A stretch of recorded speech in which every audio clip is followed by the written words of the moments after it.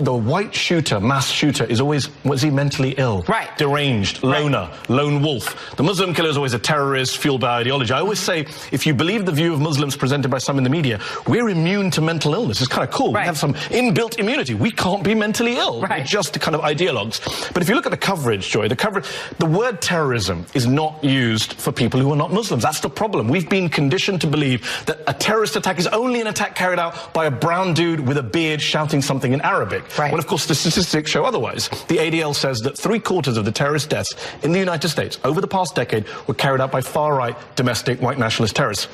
A quarter by Muslims.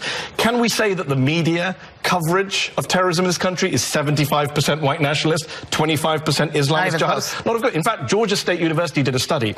They found that a Muslim terrorist gets 4.5 times as much coverage of his crime as a non-Muslim terrorist. Right. 4.5 times. Well, think about the killer in Las Vegas who gunned down hundreds of people. It's hard to even remember him. He's gone. Nobody talks about him anymore. No one talks about him. Here's a statistic for you. The Georgia State guys found that a non-Muslim terrorist has to kill, on average, 7 people more than a Muslim terrorist to get equal coverage as a Muslim terrorist. Yeah. That's a hashtag media fail. And I'm always reminded of that old viral tweet that terrorism is one of the only areas where white people do most of the work and get none of the credit. And it's a real problem. But, you know, it leads to racism, Islamophobia. It leads to fear on the part of communities of immigrants that, you know, that's where the terrorism threat is, from brown people, from foreign people, not from the terrorism threat in our midst. Even when you have Dylan Roof shoot 9 people, kill 9 black people in a church. And then get a nice meal of burgers. Yeah, and doesn't get charged with terrorism, doesn't get called a terrorist. Alex Fields killed Heather Heyer in Charlottesville, doesn't get called a terrorist, doesn't get charged with terrorism.